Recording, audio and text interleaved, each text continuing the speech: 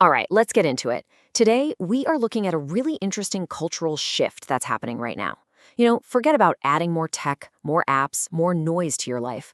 We're going to break down the five biggest lifestyle trends coming for 2026, and they all circle around this one huge idea: the great opt out. This single sentence just captures the entire mood perfectly. After years of just constant digital overload, of always being on, it feels like we're all collectively taking a huge deep breath. The pendulum really is swinging back. We're starting to move away from the chaos and back towards some kind of balance, some depth, and trying to reclaim a little piece of our humanity from the algorithms. And you can really see the difference here. On one side, you have what we're calling the old way, that whole economy built on just grabbing and holding your attention, with the endless scrolling and the constant pings. But on the other side, you've got the 2026 shift, and it values something completely different: depth over just surface level stuff, intentional disconnection, and a huge new focus on the actual real world. That's the big question, right? It's one thing to talk about this high level vibe, but how is this great opt out actually showing up in our day to day lives? Let's get into the specifics. Okay, first up, let's talk about tech and media. We're looking at how we're really fundamentally changing our relationship with our screens and everything we consume on them. This whole section is about one thing: taking back control of our most valuable resource, our attention. So our first trend is going to sound a little weird, a little counterintuitive. It's the return of dumb tech. For the past decade, the best thing you could call a gadget was smart. Well, that's completely changing. So what in the world is dumb tech? Well, it's actually pretty simple.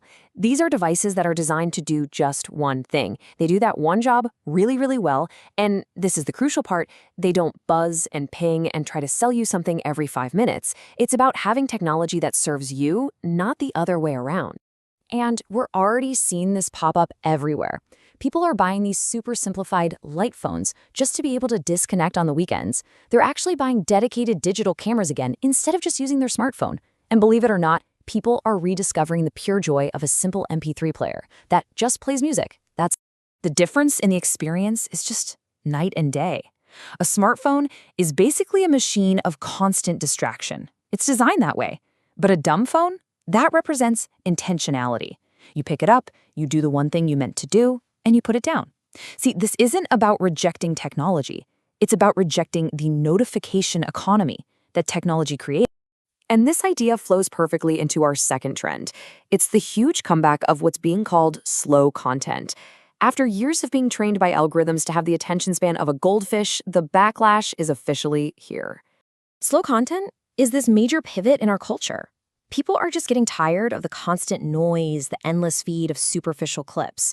We're now actively looking for media that actually has some depth, that requires a bit of focus, and that ultimately builds a real sense of connection with the creator or the topic. And you can see the proof in the kinds of media that are just thriving right now. We're talking about these hour-long video essays on YouTube that get millions of views, these deep dive podcasts that will explore one single topic for weeks on end, and thoughtful newsletters that feel like a personal letter from a friend, not a marketing blast. So what's really happening is we're trading that cheap, quick dopamine hit you get from a 10-second clip for the genuine satisfaction you get from a 30-minute discussion. We don't just want to be passively entertained anymore. We want to learn something, and we want to feel like we're part of a conversation. This desire for real connection leads us straight into our next section, because we're not just changing what we consume, we're also changing where we gather online. We're moving away from those massive, chaotic public squares of the internet and into what people are calling cozy webs. And that brings us to trend number 3, community moats. The whole idea of the open internet is starting to feel a little too open, It's flooded with bots and rage bait and just noise. So people are starting to retreat to safer, smaller, more curated spaces. Oh man, this metaphor is just perfect. It absolutely nails it. The big social media platforms feel like a giant, noisy stadium where everyone is screaming at each other.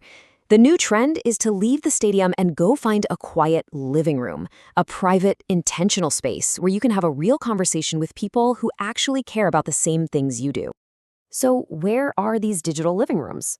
Well, they're private Discord servers for super specific hobbies, they're paid Patreon groups where you can directly support a creator you love, and they're these niche communities on platforms like School. The whole idea is that it's about less reach, maybe, but the connection is infinitely more meaningful. And what's really fascinating is that this desire for deeper, more authentic connection isn't just changing where we hang out, it's also changing what we find beautiful. We're seeing a whole new visual language emerge, and it's a direct reaction to years of that polished, perfect Instagram look. So our fourth trend is the rise of surrealism and this aesthetic called dreamcore. Basically, we're opting out of that perfectly curated, hyper-real look, and in its place, something much weirder, much softer, and way more evocative is taking over. This quote gets right to the heart of it. In a world that's saturated with these hyper-sharp 4K images and AI that can generate a perfect photo in seconds, we're starting to crave imperfection. We want visuals that feel less like a perfect document of reality and more like a dream, something that evokes a feeling, you know? So where does all of this lead? Well, this desire to disconnect from the noise, to find more depth, to build real community, it all ultimately brings us back to one place, the physical world. After all this digital recalibration, we're finally realizing what we miss the most. And here is our fifth and final trend, a massive revival of localism and the idea of third places. The dust has finally settled from the whole remote work revolution, and I think the verdict is in. We all really, really need to get out of the house more. Now, third place is a classic idea from sociology. It's not your home, that's your first place, and it's not your work, that's your second place. A third place is that neutral ground where community just happens. It's where you bump into neighbors and just exist alongside other people. Think of a classic coffee shop, a library, or a local pub. And in 2026, these third places are getting a really cool modern update. We're seeing a huge boom in things like local book clubs, community running groups, neighborhood pottery studios, and these things called listening bars. What it all points to is this simple realization. Zoom and Discord are great for maintaining relationships, but real community, that's built face-to-face, in our own neighborhood. So there you have it, dumb tech, slow content, community moats, dreamcore, and localism. 5 really powerful trends, and they're all pointing in the exact same direction, away from the noise and towards meaning. So the question I'll leave you with is, which of these are you already feeling in your own life? And which ones are you ready to embrace?